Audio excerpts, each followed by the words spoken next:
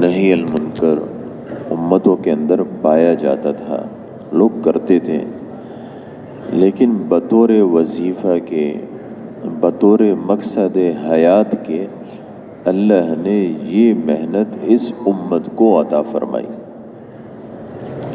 اور اسی وجہ سے اس امت کے بڑے فضائل آئے۔ قرآن میں، حدیث میں اس امت کے بڑے فضائل آئے ہیں۔ ایک حدیث میں آتا ہے، حضور پاک علیہ الصلاۃ والسلام فرماتے ہیں کہ وعدنی ربی ان يدخل الجنة من امتی 70,000 بغیر حساب ولا عذاب۔ فرمایا اللہ نے میرے ساتھ وعدہ کیا کہ تمہاری امت میں 70,000 آدمیوں کو بغیر حساب کتاب کے جنت میں داخل کروں گا۔ ما کل 1,070,000، فرمایا ہر 1000 کے ساتھ 70,000 اور ہوں گے، اور پھر فرمایا وَثَلَاثُ حَسِيَّاتٍ مِّنْ حَسِيَّاتِ رَبِّي، اور 3 لبیں اللہ کی لبوں میں سے، یہ اللہ رب العزت اس امت میں سے جنت میں ڈالیں گے۔ اب اللہ کی ایک لب کے اندر ساری کی ساری امت آ سکتی ہے، اور اللہ رب العزت 3 کا فرما رہے ہیں۔ اسی طریقے سے ایک حدیث میں آتا ہے کہ جنتیوں کی 120 صفیں ہوں گی، اور اس میں سے آدم علیہ السلام سے لے کر عیسیٰ علیہ السلام تک جتنی امتیں آئی ہیں ان کی 40 صفیں ہوگی، اور اس امت کی اکیلے 80 صفیں ہوگی۔ اب یہ حالانکہ اگر دیکھا جائے تو اس امت کی چونکہ عمریں کم ہیں تو ان کی عبادتیں بھی جو ہے وہ باقی امتوں سے کم ہیں، ہاں نمازیں ہیں، باقی جتنی عبادات ہیں وہ اس امت کی کم ہیں، لیکن وہ جو محنت ہے نا، جو انبیاء والی محنت ہے، وہ اللہ رب العزت نے اس امت کے ہر فرد کو عطا فرمائی۔ اللہ نے اس امت کے ہر فرد کو داعی بنایا، اور دعوت ایک ایسا کام ہے جس کو اللہ نے اپنے لیے بھی منتخب فرمایا۔ اللہ خود بھی داعی ہے، واللہ یدعو الی دار السلام، اللہ جنت کی طرف دعوت دیتے ہیں، دار السلام کی طرف دعوت دیتے ہیں۔ اور پھر اللہ رب العزت نے اسی محنت کو اپنے پیغمبر کے لیے بھی پسند فرمایا، اور فرمایا قل ھذہ سبیلی ادعو الی اللہ، فرمایا ان سے کہو کہ دیکھو یہ میرا راستہ ہے، ادعو الی اللہ، کیا راستہ ہے؟ اللہ کی طرف دعوت دینا۔ یہ جو راستہ ہے نا، اچھا پھر دوسری بات یہ ہے کہ فرمایا انا ومن اتبعنی، میرا بھی یہ راستہ ہے، میرے ماننے والوں کا بھی یہ راستہ ہے۔ دعوت الی اللہ، اللہ کی دین کی دعوت دینا، فرمایا اس امت کے ہر فرد، انا ومن اتبعنی، میرا بھی میرے ماننے والوں کا بھی، تو اس امت کے ہر فرد اس کا کام وہی کام ہے جو ہمارے پیغمبر کا تھا۔ ایک تو اللہ نے اس کو کیا فرمایا؟ راستہ فرمایا۔ راستے پر انسان جو ہے مسلسل سفر کرتا ہے جب تک کہ منزل نہیں آتی، منزل آنے تک انسان چلتا ہی رہتا ہے نا۔ کسی عذر کی وجہ سے، کسی تقاضے کی وجہ سے رک جائے تو الگ چیز ہے، ورنہ چلتا ہی رہتا ہے۔ اور ادعو الی اللہ، اس کے اندر بھی جو ہے وہ مضارع ہے، استمرار ہے۔ تو یہ جو دعوت والی محنت ہے نا، یہ موت تک کرنے کی محنت ہے۔ ہے نا. اسی وجہ سے جب کفار نے حضور پاک علیہ الصلوۃ والسلام سے یہ کہا کہ یعنی ان کو لالچ دی بہت ساری چیزوں کی، آپ یہ چاہتے ہیں ہم یہ کر دیں گے، یہ دنیا کی چیزوں کو سامنے کیا، تو حضرت حضور پاک علیہ الصلوۃ والسلام نے کیا فرمایا؟ فرمایا لو وضعت الشمس فی یمینی والقمر فی یساری ما ترکت ھذا الامر. فرمایا اگر یہ لوگ میرے دائیں ہاتھ پر سورج اور میرے بائیں ہاتھ پر چاند لا کے رکھ دیں. کسی کے ہاتھ پر سورج اور چاند کا رکھ دینا ناممکن اور محال ہے. فرمایا جس طریقے سے یہ محال ہے کہ کسی کے ہاتھ پر چاند اور سورج رکھا جائے، اسی طریقے سے یہ بھی محال ہے کہ میں اس محنت کو چھوڑ دوں. الا ان یظہرہ اللہ ھذا الدین، یا تو یہ ہے کہ یہ دین سارے کے سارے عالم میں آ جائے، دنیا کا ہر انسان اللہ کے احکامات پر، پیغمبر کے طریقوں پر آ جائے. او انا اموت فی طلبہ، اور یا میں اس کی محنت کرتے کرتے دنیا سے رخصت ہو جاؤں. تو دعوت والی محنت پوری زندگی کی محنت ہے، چونکہ پیغمبروں کی محنت ہے، اور پیغمبروں کی محنت وہ چلے اور 4 مہینے کی نہیں ہوتی تھی، ساری زندگی کی ہوتی تھی. یہ جو چلہ اور 4 مہینے ہیں یہ اپنی زندگی کا مقصد سمجھنے کے لیے ہیں. تو اس محنت کو اپنی زندگی کا مقصد بنانا، مقصد وہاں سے تو متعین ہے، اللہ اور اللہ کے رسول کی طرف سے تو متعین ہے. مطلب یہ ہے کہ ہم بھی اپنی زندگی کا اس کو مقصد بنا لیں. اب اگر میں آپ سے پوچھوں کہ آپ میں سے کس کس نے اس محنت کو اپنی زندگی کا مقصد بنایا، تو سب ہاتھ اٹھا لیں گے. لیکن اس کے بعد جب چھوٹا سا تقاضا آئے گا نا تو اس محنت کو چھوڑ دیں گے. حالانکہ مقصد وہ ہوتا ہے جس کو انسان مضبوطی سے پکڑتا ہے. اور پھر چونکہ یہ محنت پیغمبروں کی محنت ہے، انبیاء کرام علیہم الصلوۃ والسلام کی محنت ہے، تو اس میں مجاہدہ بھی ہے، اور اس میں مشقتیں بھی ہیں، اور اس میں حالات بھی ہیں. اور اس سب کے ہم چونکہ دارالامتحان کے اندر ہیں اور اللہ ہم سے امتحان لے رہے ہیں، تو یقینی بات ہے کہ انسان پر حالات آتے ہیں، ہے نا. ان سارے کے سارے حالات انبیاء پر بھی آتے تھے، لیکن انہوں نے چونکہ اپنی زندگی کا مقصد دعوت والی محنت بنایا ہوتا تھا، تو اس محنت کے تقاضوں کو قربانی کی بنیاد پر وہ پورا کیا کرتے تھے. صحابہ اس محنت کے تقاضوں کو قربانی کی بنیاد پر پورا کیا کرتے تھے. تو اسی طریقے سے میرے محترم دوستو، بھائی اور بزرگوں، ہم بھی اس محنت کے تقاضوں کو قربانی کی بنیاد پر پورا کرنے والے ہوں. اب اس میں سے جتنے بھی تقاضے ہیں نا، یہ سب کے سب جو ہے نا وہ ضروری ہیں.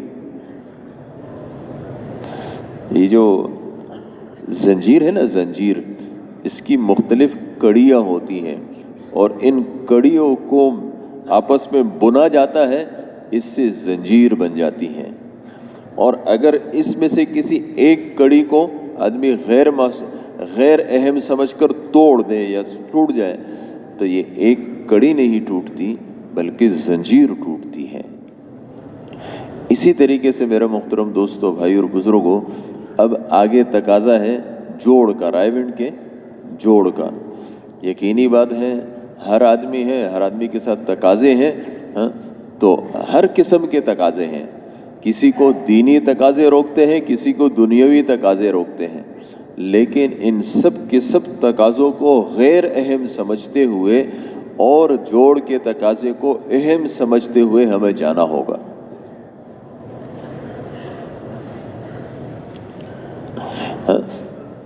اس لیے کہ یہ جو اصل میں جو ہے نا، ہم جس ماحول میں رہتے ہیں یہ ایمان سوز ماحول ہے.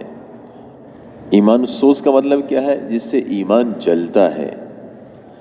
تو اب اس ایمان سوز ماحول سے ایمان ساز ماحول کی طرف جہاں ایمان بنتا ہے. جب انسان اپنے بڑوں کے بیانات کو سنتا ہے ہر مجلس میں شروع سے آخر تک بیٹھتا ہے تو آہستہ آہستہ اس کی سمجھ میں آتا ہے. اور وہ جو انسان دور رہ کر ایک کمی آئی ہوئی ہوتی ہے وہ کمی ختم ہو جاتی ہے اور اس کے بعد یہ پھر چلنے لگتا ہے. یہ جو چیز ہے نا، بار بار اپنے بڑوں کے پاس جانا اور بار بار ان باتوں کو سننا اور اس کو ذہن نشین کرنا، اس کو اپنی زندگی کے اندر لانا، میرے محترم دوستو یہ انتہائی. مولانا یوسف صاحب رحمۃ اللہ علیہ فرماتے تھے کہ بھائی سایان تبلیغ کا مقام تبلیغ سے مراکز تبلیغ کی طرف کھینچے چلے جانا اس کام کا گہرا اصول ہے. اس کے لیے کیا ہے، ہم میں سے بعض ساتھی تو ایسے ہیں جو ماشاءاللہ 4 ماہ بھی لگائے ہوئے ہیں اور بیرون سفر بھی کیے ہوئے ہیں اور ماشاءاللہ جاتے بھی ہیں، قربانی بھی کرتے ہیں. بعض ساتھی ایسے ہوں گے جنہوں نے 4 مہینے نہیں لگائے. اب وہ یہ سوچ رہے ہوں گے کہ بھئی ہم نے تو 4 مہینے نہیں لگائے، ہم یہاں آ کے اس بات کا ہم سے کیا تعلق ہے؟ تو بھائی میرے محترم دوستو ہم سب سے اس کا تعلق ہے.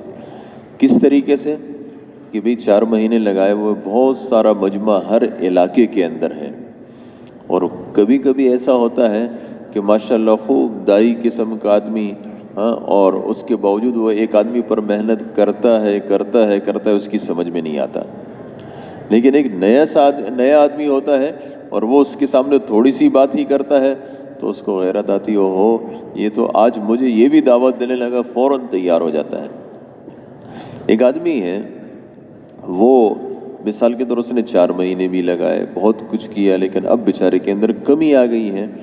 اب اس کے بعد اگر ہم نے اپنے محلوں کے اندر ان پر محنت کی اور اس کو تیار کیا، اس کو بھیج دیا، اس نے 5 دن اس ماحول میں رہا، اب اس کا چلہ نہیں لگ رہا تھا، اس کا سیروزہ نہیں لگ رہا تھا، وہ یعنی کام سے دور تھا، لیکن اس پر محنت کی، ایک نئے ساتھی نے محنت کی اور اس کے بعد وہ چل پڑا ہے نا. 5 دن وہاں لگائے، اس کے بعد ماشاءاللہ اس کے اندر وہی جذبہ پھر آیا اور اس کے بعد پھر قربانیاں کرنے لگا. اب اس کے بعد یہ ساری زندگی جتنی بھی محنت کرے گا، چلے لگائے گا، اس کے بعد بیرون کے سفر کرے گا، اس کے بعد پتہ نہیں کتنے لوگوں کی ہدایت کا یہ سبب بنے گا، اس سب کا سب یہ کس کے حصے میں آئے گا؟ وہ نئے ساتھی کے حصے میں آئے گا جس نے اس کو تیار کیا ہوگا. تو ہم اپنے علاقوں کے اندر ایسی محنت کریں کہ ہمارا جتنے 4 مہینے لگائے ہوا مجمع ہے ان میں سے کوئی بھی ساتھی نہ رہے. اچھا، ایک اور مسئلہ ہے، وہ یہ ہے کہ ہمارے بعض ساتھی ایسے سوچتے ہیں کہ چلو جو ہے نا وہ ہم جوڑ میں تو نہیں جا سکتے ہیں، اب ایسا کر لیں گے یا تو یہاں مرکز آ جاتے ہیں، چلو جی یہاں پر یہ جو دن ہے یہ ہم یہاں پر گزار لیں گے. یا کوئی جو ہے سیروزے میں نکل جاتا ہے اور وہ یہ سمجھتا ہے کہ بھئی یہ اس کا بدل ہو گیا، جوڑ کا بدل ہو گیا. نہیں میرے محترم دوستو، یہ غلط ہے. یہ ہماری کتابوں میں لکھا ہے، پہلے زمانے میں ایسا ہوتا تھا کہ جب ماشاءاللہ اسلام تیزی سے پھیلا اور لوگ اسلام میں داخل ہوئے، اور اس کے بعد پھر ایک تو یہ ہے کہ صرف حجاز کے اندر دین نہیں رہا بلکہ دور دور تک دین پھیل گیا. جب پھیل گیا نا تو اس کے بعد جو لوگ حج میں جا سکتے تھے وہ تو حج میں چلے جاتے تھے، اور جو لوگ حج میں نہیں جا سکتے تھے نا، یا ان کے لیے ہر سال جانا مشکل ہوتا تھا، تو وہ کیا کرتے تھے، وہ جو عرفہ کا دن ہوتا تھا، جو حج کا دن ہوتا تھا، اس میں کسی ایک میدان کے اندر نکل جاتے تھے اور وہ حاجیوں کی مشابہت کرتے تھے. ہماری کتابوں میں ابھی بھی یہ لکھا ہے کہ انہوں نے لکھا ہے کہ بھئی یہ کچھ بھی نہیں، یہ کسی ایک میدان میں عرفے کا حج جو ہے وہ تو الحج العرفہ، حج تو عرفے کا نام ہے، اور اس کے بعد اپنے کسی علاقے کے اندر ایک میدان میں جمع ہو جانا اور اس کے بعد حاجیوں کی مشابہت اختیار کرنا، اس میں کچھ بھی نہیں ہوگا، نہ اس کا کوئی فائدہ ہے نہ اس کا کوئی ثواب ہے۔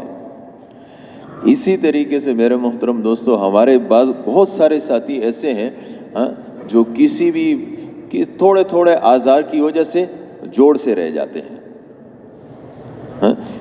اور شیطان ہے، ہر آدمی کو اپنا چھوٹا سے چھوٹا عذر وہ بڑا سا بڑا کرا دیتا ہے، اور اس کے بعد رہ جاتا ہے۔ جب رہ جاتا ہے تو وہ اس کا بدل کیا کرتا ہے، ابھی چلو یہیں پر جو ہے نا وہ 3 دن لگا لو یا وہ کر لو، جی میں کچھ نہ کچھ تو میں نے بھی کر لیا۔ نہیں میرے محترم دوستو، جو ہمیں فائدہ وہاں پر ہوگا یہاں نہیں ہوگا۔ یہاں سے روزے لگانا اور یہاں مرکز میں آنا، یہ تو ہم پورا سال کر سکتے ہیں۔ اب تو یہ ہے کہ ہمارے بڑوں نے ہمیں بلایا ہے، اب تو بجائے اس کے ہم سب یعنی 100% 4 مہینے والے ساتھی وہ رائے گنج جوڑ میں شریک ہو۔ اچھا، اس کا نتیجہ کیا نکلتا ہے؟ جب ہم اپنے اس میں نہیں شامل ہوتے ہیں، وہاں جوڑ میں نہیں جاتے ہیں، اور اس کے بعد جو ہے نا آہستہ آہستہ ہمارے مقام پر ہمارے اندر سستی آنا شروع ہو جاتی ہے۔ اس کا پھر نتیجہ کیا نکلتا ہے کہ آہستہ آہستہ انسان باقی تقاضوں سے بھی رہتا چلا جاتا ہے۔ بہت سارے ساتھی ہیں 4 ماہ لگائے ہوئے ہیں، لیکن اس کے باوجود سالانہ چلے رہ گئے۔ اب وہ سالانہ چلے کیوں رہے؟ ابتدا میں جوڑ کو غیر اہم سمجھا، جی اگر نہیں گئے تو کیا ہوا، ہے نا؟ اور اس کے بعد جوڑ چھوٹا، اس کے بعد سے روزے چھوٹے، اس کے بعد چلہ چھوٹا۔ اور شیطان کی جو محنت ہے وہ تدریجاً ہے، آہستہ آہستہ ہے۔ جیسے جو علماء نے لکھا ہے کہ ایک آدمی ہے مکمل دین پر عمل کر رہا ہے نا، شیطان اس کو کبھی بھی نہیں کہے گا کہ بھئی تو کفر اختیار کر۔ اس کو ابتدا میں یہ کہے گا کہ دیکھو مستحب کس کو کہتے ہیں، کرو تو ثواب، نہ کرو تو کوئی مسئلہ نہیں، اس لیے مستحبات کو چھوڑ دو۔ اب جب یہ مستحب کو چھوڑے گا پھر اس کو بتائے گا کہ بھی دیکھو سنت ہی تو ہے، فرض اور واجب تو نہیں ہے، اس لیے اس کو بھی چھوڑ دو۔ جب اس کو بھی چھوڑ دے گا تو پھر اس کے بعد اگلی سیڑھی محنت کرے گا کہ دیکھو واجب کسے کہتے ہیں، واجب ہے، فرض نہیں ہے، اس لیے جو ہے نا اس کو بھی چھوڑ دو۔ پھر آگے کہے گا کہ بھئی اگر تم فرض کو چھوڑ دو گے کوئی کافر تو نہیں ہوگے، اس لیے اس کو بھی چھوڑ دو، ہے نا؟ پھر ایک دن آئے گا اس کو کہے گا اب رہا ہی کیا، ہے نا؟ تو اس کی محنت تدریجاً ہے، آہستہ آہستہ ہے۔ اسی طریقے سے ہمارے جو پرانے ساتھی ہیں جو ماشاءاللہ سارے کے سارے تقاضوں کو پورا کرتے ہیں، قربانی کرتے ہیں، سب کچھ کرتے ہیں، شیطان اس سے کہتا ہے کہ یار اگر اس مرتبہ تم ہر جوڑ میں جاتے ہو، ہر جوڑ میں یہی ترتیب ہے، اگر تم اس جوڑ میں نہ جاؤ گے تو کیا ہوگا؟ کچھ بھی تو نہیں ہوگا۔ تم ویسے ہی مقامی کام کر رہے ہو، تم سے روزے لگا رہے ہو، تم چلے لگا رہے ہو، تم بیرون کے سفر بھی کر رہے ہو، کہیں قوائف میں نہیں لکھا ہے کہ جوڑ میں بھی جانا ضروری ہے، اس لیے جوڑ میں مت جاؤ۔ اب ایک جوڑ نہیں چھٹائے گا، ایک جوڑ کے ذریعے سے ایک سوراخ اس کو مل جائے گا، اور اس کے بعد کرتے کرتے کرتے پتہ نہیں انسان کو کہاں سے کہاں پہنچا دے گا۔ اس لیے میرے محترم دوستو، یہ جوڑ میں شرکت یعنی ہونا یہ چاہیے۔ حاجی عبدالوہاب صاحب رحمۃ اللہ علیہ وہ یہ فرماتے تھے کہ جو آدمی 2-3 مہینے تک ہمارے پاس نہ آئے، یہ اپنا کام کر رہا ہے، ہمارا کام نہیں کر رہا۔ تو اس کا کیا مطلب؟ اس کا مطلب یہ ہے کہ بھئی جو ہے یعنی ویسے بھی جانا چاہیے۔ اب جب ہمارے بڑے ہمیں بلا رہے ہیں تو اس میں تو بھرپور محنت ہو۔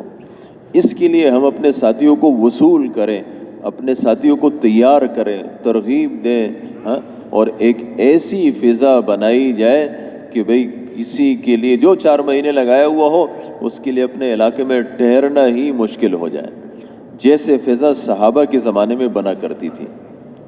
صحابہ کے زمانے میں نکلنے کے دوران ایسی فضا بنتی تھی کہ انسان کو ادھر ادھر دیکھتا تھا تو کچھ انسان حیران ہو جاتا تھا کہ بھئی یہ کیا ہوا، ایک میں ہی رہا۔ اور یہاں ہم اللہ معاف کرے، ہم چونکہ بھرپور محنت کرتے نہیں ہیں، تو ہر محلے میں جو رہ جانے والے ہوتے ہیں وہ زیادہ ہوتے ہیں، جو جانے والے ہوتے ہیں وہ کم ہوتے ہیں۔ اس کی وجہ ہماری محنت کی کمزوری ہے۔ تو اس لیے جو ہے نا اپنے اس میں علاقوں میں محنت کی جائے، دعوت دی جائے، پرانے ساتھیوں کو تیار کیا جائے، ترغیب دی جائے، اور اس کے اندر ہم سب شریک ہوں۔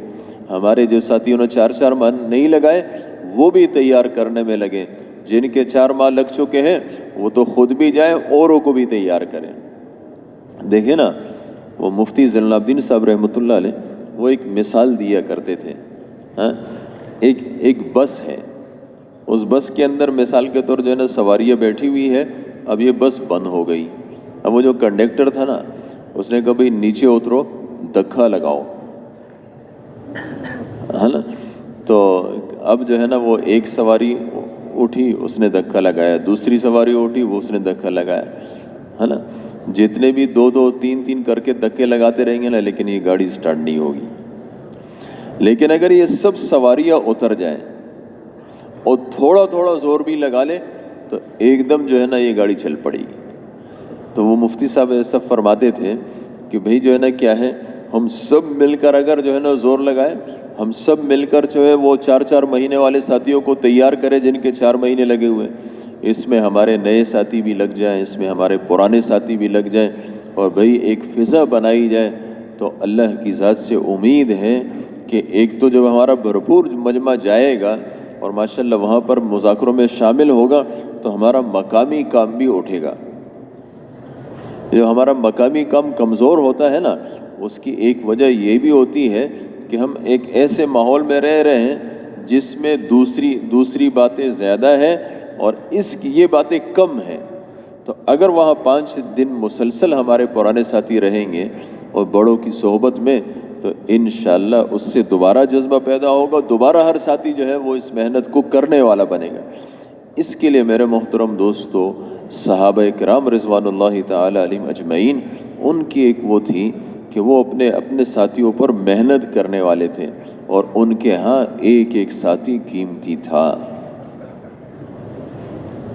ہے نا۔ حضرت عمر فاروق رضی اللہ عنہ ہجرت کر رہے ہیں۔ اب جب ہجرت کر رہے ہیں تو ایسا نہیں ہے کہ بھی جیسے مثال کے طور اپنا بسترا اٹھایا اور چل پڑے، جیسے ہمارے بہت سارے ساتھی ہیں شب جمعہ کے لیے آتے ہیں، اپنا بسترا اٹھاتے ہیں، موٹر سائیکل پر بیٹھتے ہیں اور چل پڑتے ہیں۔ بڑے یہ فرماتے ہیں کہ تبلیغ آنے کا نام نہیں، تبلیغ تو لانے کا نام ہے۔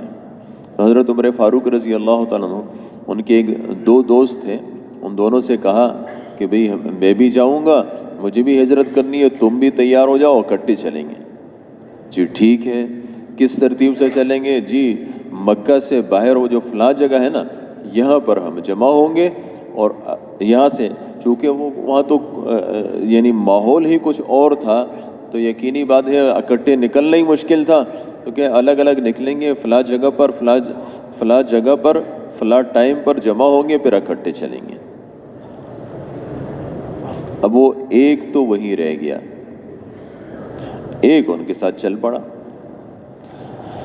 اب جب چل پڑا اور چلتے چلتے یہ لوگ جو ہے نا وہ چلتے جب مدینہ کے قریب پہنچے ہیں، تو وہ جو ہے نا ابو جہل کا رشتہ دار تھا، تو ابو جہل اپنے ایک دوسرے دوست کے سمیت ان کے پیچھے آیا اور اس کو کہنے لگا، ترغیب دینے لگا کہ بھئی چلو تم مکہ واپس چلو۔ حضرت عمر فاروق رضی اللہ عنہ کے سامنے زبردستی تو کر نہیں سکتا تھا، اس کو ترغیب دینے لگا۔ اب وہ ترغیب دے رہا ہے کہ بھئی مکہ واپس چلو، اور حضرت عمر فاروق رضی اللہ عنہ ترغیب دے رہے ہیں کہ بھئی اب تو مدینہ آ ہی گیا، چلو مدینہ چلو۔ اسی دوران ابو جہل نے اس سے کہا کہ بھئی بات سنو، تمہاری والدہ نے منت مانی ہے کہ جب تک تم واپس نہیں آؤ گے میں دھوپ سے سائے میں نہیں بیٹھوں گی۔ دوسری بات یہ ہے کہ اپنے بالوں کے اندر کنگھی نہیں کروں گی۔ اب وہ ہر آدمی کو اپنے والدہ سے محبت ہوتی ہے، جب اس نے یہ سوچا کہ بھئی میری والدہ نے یہ منت مانگی، ہو مکہ اور مکہ کی گرمی اور پھر مکہ کی دھوپ، اور میری والدہ نہیں، بڑی اگر میں واپس چلا جاؤں تو والدہ کی وہ جو نظر ہے وہ پوری ہو جائے گی، اور وہ جب وہ بالوں میں کنگھی نہیں کرے گی، بالوں کے اندر جوئیں پڑ جائیں گے، کتنی تکلیف ہوگی میری والدہ کو۔ حضرت عمر فاروق رضی اللہ عنہ سے کہنے لگا جی میں واپس چلا جاتا ہوں، ایک تو میری ماں کی منت بھی پوری ہو جائے گی، اور دوسری بات یہ ہے کہ میرا مال وہاں رہ گیا ہے، مال بھی لے آؤں گا، واپس آ جاؤں گا۔ حضرت عمر فاروق رضی اللہ عنہ ترغیب دینے لگے اس کو کہ یہ بات سنو، یہ کوئی ایسی بات نہیں ہے، وہ تمہاری والدہ نے اگر منت مانی بھی ہے، لیکن جب وہ مکہ کی سخت گرمی وہ اس کو ستائے گی تو خود بخود دھوپ سے سائے میں بیٹھ جائے گی، اور دوسری بات یہ ہے کہ جب بالوں کے اندر کنگھی نہ کرنے کی وجہ سے جوئیں پڑ جائیں گے تو وہ بالوں میں کنگھی کر لے گی، تم مت جاؤ۔ اور مال کی بات کرتے ہو تو تمہیں پتہ ہے میں کتنے مال والا ہوں، آدھا مال تیرا آدھا میرا، لیکن مت جا۔ لیکن وہ اصرار کرنے لگا کہ بھی جو ہے نا مجھے جانا چاہیے، والدہ کی نظر پوری ہو جائے گی۔ جب حضرت عمر فاروق رضی اللہ عنہ نے دیکھا نا کہ اب یہ کسی بھی حال میں نہیں مان رہے، اب دیکھیں آپ خود سوچیں کہ اگر جیسا ہمارا ماحول ہے، ہم کیا کہتے ہیں؟ اگر ایک آدمی پر تھوڑی سی محنت کرتے ہیں، ایک گشت کیا اس کو جوڑ کے لیے تیار کیا، دوسرا گشت کیا اس کو جوڑ کے لیے تیار کیا، پھر کہتے ہیں جائے بھاڑ میں یار، کوئی اتنا بھی گشت نہیں تیار ہوتا، میرا کیا نقصان ہے؟ نہیں میرے محترم دوستو، اس ایک آدمی کا نقصان اس کا نقصان نہیں، واقعتاً ہمارا نقصان ہے۔ یعنی اس چیز کو ہمیں سمجھنا پڑے گا۔ حضرت عمر فاروق رضی اللہ عنہ کتنے غصے والے تھے، لیکن جتنے غصے والے تھے اتنے ہی اپنے ساتھیوں کے ساتھ رحم دل تھے، اور ایک ایک آدمی ان کے یہاں قیمتی تھا۔ حضور پاک علیہ الصلوۃ والسلام کے ہاں بھی ایک ایک آدمی قیمتی تھا، ایسے نہیں تھا۔ ایک کافر ہے، کافر، اس کو صحابہ گرفتار کر کے لے آئے۔ جب لے آئے، حکم بن کسان اس کا نام ہے، اب حضور پاک علیہ الصلوۃ والسلام بیٹھے اور اس سے بات کرنے لگے، دعوت دینے لگے۔ حضور دیکھیں نا، ہمارے اندر کیا فرق ہے؟ ہمارے اندر فرق یہ ہے کہ ہم کسی کے ساتھ بیٹھتے ہیں، پہلے ادھر کی گپشے لگاتے ہیں، پتہ نہیں کیا کچھ کرتے ہیں، یعنی باقی چیزوں میں ہم گھنٹوں کے گھنٹوں لگے رہیں، پرواہ نہیں ہوتی، لیکن کسی کو دعوت دے، پھر تھوڑی دیر میں جو نا وہ گھڑی دیکھنے لگتے ہیں کہ جی کتنا ٹائم ہو گیا، بیان شروع ہوا ہے، کتنا ٹائم ہوا۔ حضور پاک علیہ الصلوۃ والسلام کے ہاں، صحابہ کے ہاں وہ وقت قیمتی تھا جو وقت اس میں اللہ کی دین کی بات میں لگ رہا ہے، باقی وقت قیمتی نہیں تھے۔ تو ان کا جتنا بھی وقت لگا ہوتا تھا، جتنا بھی وقت لگ رہا ہوتا اللہ کی دین کی بات میں، وہ خوش ہوتے تھے۔ تو حضور پاک علیہ الصلوۃ والسلام ترغیب دے رہے ہیں ان کو، اور کافی وقت لگ گیا۔ حضرت عمر فاروق رضی اللہ عنہ ان کو غصہ آیا، انہوں نے کہا دانی یا رسول اللہ اضرب عنقہ، مجھے چھوڑ دیں، ان کی گردن اڑاؤں، یہ منافق کہاں اسلام میں داخل ہوتا۔ غصے والے تھے۔ حضور پاک علیہ الصلوۃ والسلام، حضور صلی اللہ علیہ وسلم کے ہاں ایک ایک شخص قیمتی، کفار قیمتی، کفار پر اتنی محنت ہو رہی ہے، یعنی آپ صلی اللہ علیہ وسلم ان کی زندگی کا مقصد ہر آدمی کو جہنم سے بچا کے جنت کے راستے پر ڈالنا تھا، اور ہم سب کی زندگی کا مقصد بھی یہ ہے۔ تو جب کافی دیر ہو، انہوں نے یہ فرمایا، حضور صلی اللہ علیہ وسلم نے ان کی بات کی طرف توجہ نہیں فرمائی اور چلتے رہے، بات کرتے رہے، بات کرتے رہے، بات کرتے رہے، خلاصہ یہ ہے کہ وہ اسلام میں داخل ہو گیا۔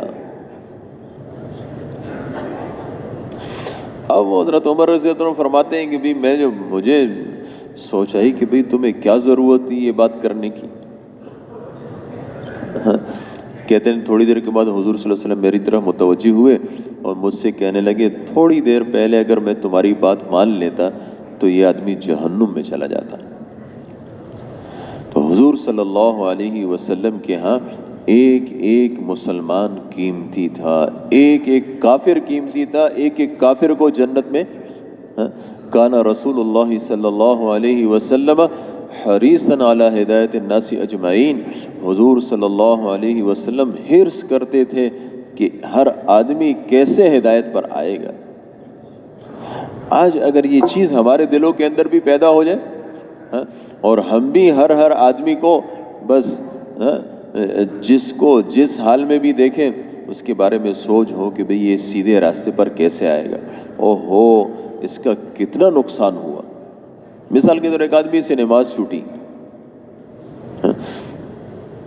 مولانا احسان صاحب فرماتے ہیں کہ کہنے لگے ایک آدمی ایک ڈبے میں ایک جماعت ہوتی ہے، 100 آدمی مثال کے طور اس ڈبے کے اندر ہے نا، 10 جماعت والے ہیں اور 90 جو ہے دوسرے ہیں۔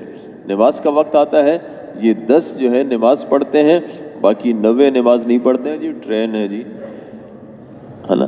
کہتے ہیں جو 10 تبلیغ والے ہیں نا، یہ بھی جب نماز پڑھ کے اپنی سیٹوں پر بیٹھتے ہیں کہتے ہیں الحمدللہ اللہ نے ہمیں نماز کی توفیق عطا فرمائی، لیکن یہ نہیں کہتے ہیں کہ بھی دیکھو 90 نے نماز نہیں پڑھی، ان کا کتنا زبردست نقصان ہوا۔ یہ جو چیز ہے نا، یعنی ہر مسلمان کے بارے میں دل کے اندر غم کا لگ جانا، اس پر اللہ رب العزت جس آدمی کے دل میں یہ غم لگ جاتا ہے اللہ اس سے دین کا کام لیتے ہیں۔ حضور صلی اللہ علیہ وسلم کے دل میں یہ غم تھا، فلا تذهب نفسك علیہم حسرات، فرمایا تمہاری جان ہی نہ چلی جائے حسرتوں کے اندر کہ بھئی لوگ کیسے کیوں ایمان میں داخل نہیں ہو رہے۔ تو یہ چیز ہمیں اپنے دلوں کے اندر پیدا کرنی پڑے گی۔ تو یہ جو چیز ہے نا، یہ صحابہ کے دلوں میں تھی۔ صحابہ کے دلوں میں اپنے ایک ایک مسلمان بھائی کی فکر تھی، ایک ایک دو۔ آج تو ہماری جو کسی سے دوستی ہوتی ہے نا، ہم اس کو دعوت نہیں دے سکتے ہیں، ہے نا، کہ یار یہ مجھ سے ناراض نہ ہو جائے، کہے گا بھئی ہر ٹائم تو اسی میں لگا رہتا ہے۔ اور صحابہ کے ہاں جس کے ساتھ دوستی ہوتی تھی اس کو اپنے رنگ میں الرجل علی دین خلیلہ، فرمایا آدمی اپنے دوست کے دین پر ہوتا ہے۔ جس کے بارے میں معلوم کرنا ہے کہ آدمی کیسا ہے، فرمایا فلینظر الی من یخالل، فرمایا اس کے دوست کو دیکھو وہ کیسا ہے، جیسے دوست ہے ویسے یہ بھی ہے۔ تو وہ جو صحابت ہے نا وہ ابو الوقت ہے۔ ایک ہوتا ہے ابن الوقت، ایک ہوتا ہے ابو الوقت۔ ابن الوقت اس کو کہتے ہیں کہ جو جس ماحول میں جائے نا اسی کی طرح کا ہو جائے، اور ایک کہتے ہیں ابو الوقت۔ ابو الوقت اس کو کہتے ہیں کہ جہاں جائے وہاں کے لوگوں کو اپنے مزاج کے تابع کر دیں، وہاں کے لوگوں کو اپنی طرح بنا لیں۔ تو صحابہ جہاں جاتے تھے نا وہاں کے لوگوں کو اپنی طرح بناتے تھے، جہاں گئے ہیں وہاں جا کے ان کے جانے سے ایسے تیزی سے اسلام پھیلا ہے کہ کوئی حد نہیں۔ اور بھائی ہمارے ہاں تو اب ماشاءاللہ سارا اسلام ہی اسلام ہے، لیکن مسئلہ یہ ہے کہ جس کے اندر اعمال کی سستی ہے، چاہے وہ تبلیغ کے اعتبار سے ہو چاہے اور دینی اعتبار سے ہو، ہمارے ساتھ ان کی زندگی گزرتی ہے، ہمارا رنگ اس پر نہیں چڑھتا بلکہ ہمارے اوپر ان کا رنگ چڑھ جاتا ہے۔ ہونا یہ چاہیے تھا کہ بھئی ہمارا رنگ اس پر چڑھتا۔ جو آدمی کسی بھی اس طریقے سے سستی کر رہا ہے، 4 مہینے لگایا ہوا ہے، اس کے باوجود اعمال میں نہیں جوڑ رہا ہے، کس طریقے سے وہ اعمال میں جوڑنے والا ہو، اس کو کہتے ہیں ابو الوقت۔ ایک محلے کے اندر ماشاءاللہ بہت سارے پرانے ساتھی ہوتے ہیں، کوئی کام نہیں ہو رہا ہوتا ہے، ایک جاتا ہے 4 مہینے لگاتا ہے اور ماشاءاللہ اس کے اندر جذبہ ہوتا ہے، فکر ہوتی ہے، کچھ ہی دیر کے اندر دیکھتے ہیں اسی مسجد کا کام اتنا آگے بڑھ جاتا ہے کہ کوئی حد نہیں۔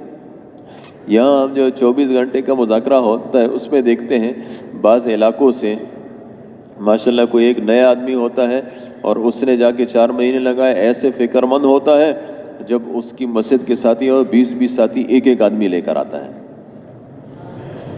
اور بھئی اگر فکر نہ لگی ہوئی ہو تو بیرون کے سفر بھی کیے ہوئے ہوتا ہے، اس کے باوجود مسجد سے اکیلے آ رہا ہوتا ہے یا 2 آ رہے ہوتے ہیں۔ حضور صلی اللہ علیہ وسلم کی صحبت سے صحابہ کے اندر یہ فکر پیدا ہوئی کہ بھئی وہ اپنے ساتھیوں کی فکر کرنے والے تھے۔ تو حضرت عمر فاروق رضی اللہ تعالیٰ عنہ نے ان کو جو ہے نا وہ یعنی جو ہے ان کو ترغیب دی، اور اس کے بعد جو ہے نا جب اس نے مال کی وجہ سے کہنے لگا، انہوں نے کہا بھئی بات سنو، میرا جتنا مال ہے نا اس میں سے آدھا تم لے لو، ہاں لیکن یہ ہے کہ مت جاؤ، یہ غدر کریں گے اور تمہیں پھر اسلام سے پھیر دیں گے۔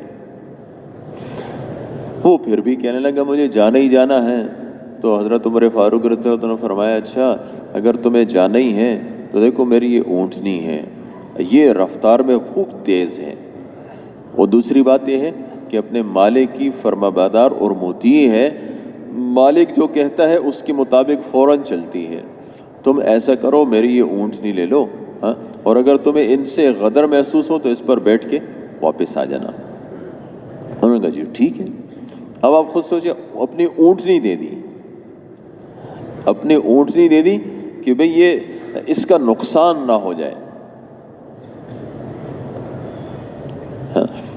اگر ہمارے دلوں کے اندر اتنی ہی تڑپ اپنے محلے میں، یہ جو 4 ماہ لگائے ہوئے ساتھی ہیں ان کی اتنی تڑپ پیدا ہو گئی، کوئی ایک ساتھی بھی نہیں رہے گا، سب جوڑ میں جانے والے ہوں گے۔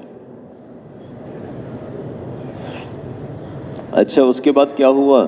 وہ تو چل پڑے، حضرت عمر رضی اللہ عنہ مدینے آ گئے اور یہ واپس تینوں کی تینوں واپس مکہ چل پڑے۔ اب جب چل پڑے تو راستے میں جو ہے ابو جہل نے اس سے کہا کہ یار یہ جو میرا جو اونٹ ہے یہ تو بالکل سست ہو گیا اور تمہاری اونٹنی بڑی تیز ہے، تو ایسا نہیں ہو سکتا ہے کہ تم اپنے پیچھے مجھے اپنی اونٹنی پر بیٹھا دو۔ اس کو کیا پتا تھا، اس نے کہا جی ٹھیک ہے۔ اب جب دونوں نے اونٹ بیٹھائے نا تو وہ 2 تھے، یہ اکیلے تھا۔ خلاصہ یہ کہ دونوں نے اس پر جپٹا مارا اور اس کے ہاتھ پاؤں باندھے اور تشدد کیا اور اس کو اسلام سے کفر کی طرف پھیر دیا۔ اب دیکھیں ہمارا مزاج دیکھیں اور صحابہ کے مزاج دیکھیں۔ اب اگر ہمیں یہ بات پتہ چلتی نا تو ہم کہتے جائے بھاڑ کے اندر، جب میری بات نہیں مان رہا تھا تو ایسے ہی تو ہونا تھا اس کو۔ لیکن صحابہ کی یہ بات نہیں ہوتی تھی۔ صحابہ یہ فرماتے ہیں کہ ہمارے ذہنوں میں یہ بات تھی کہ ایک آدمی جب اسلام سے کفر کی طرف مڑ جائے تو اس کے بعد مرتد ہو جائے تو پھر اس کی توبہ قبول نہیں ہوتی۔ ہمارے ذہنوں کے اندر یہ بات تھی۔ کہنے لگے کرتے کرتے ایک آیت نازل ہوئی، قُلْ يَا عِبَادِيَ الَّذِينَ أَسْرَفُوا عَلَىٰ أَنفُسِهِمْ لَا تَقْنَطُوا مِن رَحْمَةِ اللَّهِ إِنَّ اللَّهَ يَغْفِرُ الذُّنُوبَ جَمِيعًا إِنَّهُ هُوَ الْغَفُورُ الرَّحِيمُ۔ فرمایا کہ اللہ فرماتے ہیں کہ تم کہو کہ میرے وہ بندے جنہوں نے اپنی جانوں پر ظلم کیا، یہ اللہ کی رحمت سے مایوس مت ہو، اللہ ان کے تمام گناہوں کو معاف کر دے گا۔ کہ جب یہ آیت نازل ہوئی تو ہمیں پتہ چلا کہ بھئی مرتد کی توبہ بھی قبول ہو سکتی ہے۔ تو کہنے لگے حضرت عمر فاروق رضی اللہ عنہ یہ آیت جو ہے کسی چیز پر لکھی اور اس کے بعد اس کو جو ہے نا وہ اس کے پاس مکہ بھیج دیا۔ یہ دیکھیں یہ فکر ہے اپنے ساتھیوں کی۔ اگر ہمارے اندر اتنی فکر پیدا ہو گئی نا اپنے ساتھیوں کی، ہمارا کوئی ساتھی کسی بھی عمل سے نہیں رہے گا۔ آج اللہ معاف کرے ہمارے اندر کچھ ایسی کمزوری آ گئی ہے، بڑے بڑے علاقے، ایک گاؤں میں 500 سے لے کر 600 700 یعنی ایسے گاؤں ہیں جس میں ہزاروں کے اعتبار سے پرانے ساتھی ہیں، 4 ماہ والے ساتھی ہیں، اور اس کے باوجود کتنے جاتے ہیں کتنے نہیں جاتے ہم سب جانتے ہیں۔ تو اگر ہم اپنے اس میں فضا بنا لیں، اور جب یہ فضا بنتی ہے نا اس کا ایک فائدہ ہوتا ہے، اس کا فائدہ یہ ہوتا ہے کہ جس کے نہ جانے کا ارادہ ہو وہ بھی چلا جاتا ہے نا۔ جب جو ہے نا وہ فضا نہیں ہوتی ہے اور فضا نہیں بنائی جاتی ہے، اس کا نتیجہ یہ نکلتا ہے کہ جن کے ارادے ہوتے ہیں یہ بھی رہ جاتے ہیں۔ اب اگر یہ جو کچھ دن ہیں اس کے اندر اگر ہم نے اپنے علاقوں کے اندر فضا بنا لی، دیکھیں آپ خود سوچیں، وہ کیا کہتے تھے کہ بھئی عمر کا گدھا مسلمان ہو جائے گا لیکن عمر مسلمان نہیں ہوگا۔ لیکن جب فضا بن گئی، ہدایت مل گئی، ابو سفیان جیسا آدمی اور وہ ہندہ جو حضرت حمزہ رضی اللہ تعالیٰ عنہ کا کلیجہ چبانے والی تھی، اس کو بھی ہدایت مل گئی۔ جب فضا بن گئی تو وہ بھی بغیر ہدایت کی نہیں رہے۔ یہ جو فضا ہوتی ہے نا، یہ کیا کہتے ہیں، احب الصالحین ولست منہم لعل اللہ یرزقنی صلاحا، فرمایا میں نیکوں کے ساتھ محبت کرتا ہوں اگرچہ میں ان میں ہوں نہیں، شاید کہ اللہ رب العزت مجھے انہی میں سے بنا دے۔ تو اگر ہمارے علاقوں کے اندر فضا بن جائے گی، جوڑ کی فضا بن جائے گی، تو ایسے ایسے ساتھی جن کے دلوں میں یعنی بالکل ارادہ نہیں تھا وہ بھی تیار ہو جائیں گے۔ پھر میرے محترم دوستو، جن کے دلوں کے اندر یہ بات ہوگی نا کہ بھئی ہر ساتھی، ہر پرانے ساتھی کو جوڑ میں جانا چاہیے، اب وہ اس وقت یہ نہیں کہے گا کہ جی پہلے کہاں تھے، ہم جب فلائنگ کوچ کا بندوبست کر رہے تھے اس وقت تم کہاں تھے، اب تو ہمارے پاس کوئی سیٹ نہیں رہی۔ نہیں، جس کے دل میں فکر ہوگی یہ کہے گا جی بیٹھ جاؤ، میری سیٹ پر تم بیٹھ جاؤ، تم چلے جاؤ، میں اپنے بندوبست کر لوں گا۔ آخر تک کسی بھی ساتھی کو غیر اہم نہیں سمجھنا، کسی ساتھی کو مایوس نہیں کرنا، جی بالکل تم پہلے نہیں آئے لیکن کوئی بات نہیں ہے، دیر آیا درست آیا، اس کو بھی وصول کرنا، اس کو بھی وصول کرنا، اور ان سب کے جانے میں اپنی نجات کو سمجھنا۔ تو اب حضرت عمر فاروق رضی اللہ تعالیٰ نے کیا کیا کہ یہ آیت لکھی اور اس کو بھیج دی۔ اب وہ یہ کہتا ہے کہ جب یہ آیت میرے پاس آئی، تھے تو عرب، آیت کا ترجمہ بھی سمجھتے تھے، لیکن اس کے باوجود سوچتے تھے، کہنے لگے مجھے سمجھ میں نہیں آ رہا تھا کہ یہ جو میرے دوست نے یہ جو آیت بھیجی ہے اس کا مطلب کیا ہے۔ اس کے بعد میں نے اللہ سے دعا کی کہ اے اللہ مجھے اس کا مطلب سمجھا دے۔ کہتے پھر اللہ رب العزت نے میرے دل کے اندر یہ بات ڈالی کہ بھئی یہ آیت تو تمہارے لیے اتری ہے، یہ آیت تمہارے لیے اتری ہے، اور اللہ یہ جو فرما رہے ہیں کہ میرے وہ بندے جنہوں نے اپنی جانوں پر ظلم کیا، یہ اب اللہ کی رحمت سے مایوس مت ہو۔ کیا اللہ فرما رہے ہیں؟ بھئی ظلم تو میں نے کیا، اسلام کے بعد مرتد ہوا، اللہ مجھے کہہ رہے ہیں کہ لا تقنطوا من رحمت اللہ، تم اللہ کی رحمت سے مایوس مت ہو، ان اللہ یغفر الذنوب جمیعا، اللہ رب العزت تمہارے سارے گناہوں کو معاف کر دیں گے، اب بھی تمہاری توبہ قبول ہو سکتی ہے۔ کہنے لگے جیسے یہ بات میرے ذہن میں آئی نا، وہیں سے جو ہے سواری پر بیٹھا اور سیدھا پھر مدینے آیا اور پھر اسلام میں داخل ہوا۔ میرے محترم دوستو، اس میں کتنی بڑی قربانی ہے حضرت عمر فاروق رضی اللہ عنہ کی۔ اللہ ہم سب کو بھی ایسے ہی بنا دیں، اپنے سارے ساتھیوں کی فکر کرنے والے، اپنے سارے ساتھیوں کو وصول کرنا، اپنے سارے ساتھیوں کو جوڑ میں لے کے جانا، اس کے لیے علاقوں میں فضا محنت کرنا، اور یہی اس وقت سب سے اہم تقاضا ہے۔ اس میں ہمارے نئے بھی لگے، اس میں پرانے بھی لگے۔ ہمارے جو نئے ساتھی ہیں جن کے 4 مہینے نہیں لگے، یہ 4 مہینے والوں پر محنت کرنے والے ہو، 4 مہینے والوں کو جوڑ میں بھیجنے والے ہوں، اور اس طریقے سے جو 4 مہینے لگائے ہوئے ہیں وہ تو سیدھی سیدھی دعوت دے سکتے ہیں کہ بھئی میں بھی جا رہا ہوں، تم بھی چلو، تاکہ میرے محترم دوستو ہمارے علاقے کے اندر بھرپور محنت ہو۔ اور بھائی جوڑ میں جائیں گے، وہاں انشاءاللہ بڑوں کی باتوں کو سنیں گے، اس کا اپنا اثر ہے، اور پھر اس کے بعد یعنی انسان ان باتوں سے متاثر ہوتا ہے، اس کی زندگی بدلتی ہے۔ اور پھر دوسری بات یہ ہے کہ بھئی قربانی ہے، اور جو ہے نا وہ ہے یعنی جو اللہ رب العزت مثال کے طور مال ہے لگے گا، اس پر اللہ رب العزت بدل دیں گے۔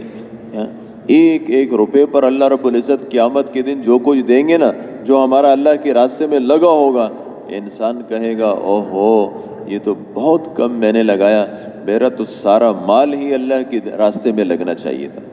جو ہمارے اوقات لگے اللہ کے راستے میں لگے، اب ہم وہ جو اوقات ہمارے اللہ کے راستے میں نہیں لگے ہوں گے اس کا ہم افسوس کریں گے کہ بھئی یہ کیسے لگتے۔